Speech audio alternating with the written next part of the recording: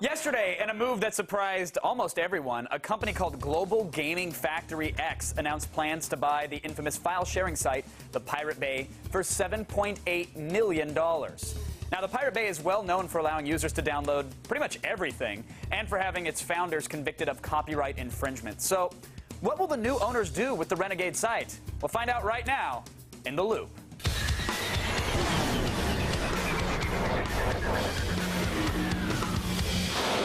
All right, joining me from New York to help us make sense of it all, senior editor for the Wall Street Journal's allthingsd.com, Peter Kafka is here. How are you, Peter? Hi, how are you? I'm doing well. Do you have your torrents queued up just in case the site gets purchased before the end of this interview? I'm furiously downloading everything as fast as I can. Good, Of course I'm not. I was just testing that. Yeah, of course, yeah, just for research, of course. Because it'd be illegal for me to do that. Prior to yesterday, I think few outside of Sweden had ever heard of this Global Gaming Factory X, which sounds like a pop compilation from like the early 90s or a bad Nickelodeon show. Yeah, maybe like a James Bond villain sort of. Yeah, exactly. Like someone stroking a cat while smoking a cigar and naming this company. Like, who are they, and what do they want to do with the Pirate Bay? So they're not quite as ominous as Dr. No, but they're confusing as well. They run internet cafes and they have some gaming software. And they have a variety of harebrained schemes that they're discussing regarding Pirate Bay, but none of them make any sense. The first is that they're going to start selling movies and TV shows, etc., legally over the site, which of course doesn't make any sense because no one wants to buy anything on Pirate Bay, so that sort of stops everything short right there. There's a secondary scheme where they want to take some of the bandwidth the Pirate Bay users are using or generating basically via swapping the stuff over torrents and then selling that to the likes of Comcast, which owns this show. But that's only going to work. It's never going to work anyway, but it would only work if there were a lot of Pirate Bay users, and again, there won't be because they won't be taking free stuff. So it's all sort of a non-starter. But this is a, you know, I think your sentiments there echo those of most everyone else on the internet. Clearly, somebody from this company must, I mean, I know it's not a done deal, but someone must be saying, hey, we're giving $7.9 million to a site, and we don't really have a solid idea of what we're going to do with it. I mean, can they really succeed in this sort of this Napster-esque business model where everybody else has failed if they actually go for that? No, the short answer is no. They can't succeed. People try this periodically, and you know, part of this is the $7.8 million. Part of it's in stock from the company. The rest is cash, which they don't actually have yet.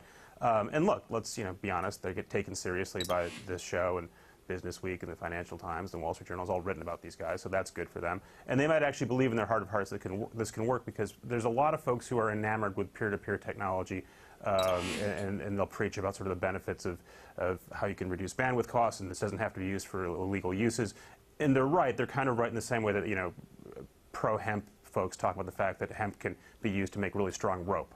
Right? It may be true, but it's sort of beside the point. People want to legalize hemp because they want to get high. And peer-to-peer folks generally want to steal music and movies, and that's what we're talking about. For the record, though, me and my college buddies, we just have double-braided rope fetishes. We just want to just sit there and make it all day. So that's. And those bongs are for tobacco use only. So clearly, they're water pipes. I didn't even know you could put tobacco in them. But what has the response been from the users of the Pirate Bay? I assume that these, you know, generally well-adjusted adults are saying, okay, fine, we'll just sit back and wait to see what they do with the site, right? Right, exactly. So there's two groups of people. There are Pirate Bay users who are complaining loudly and threatening the site and threatening the company, etc. And there's everybody else who just won't ever show up.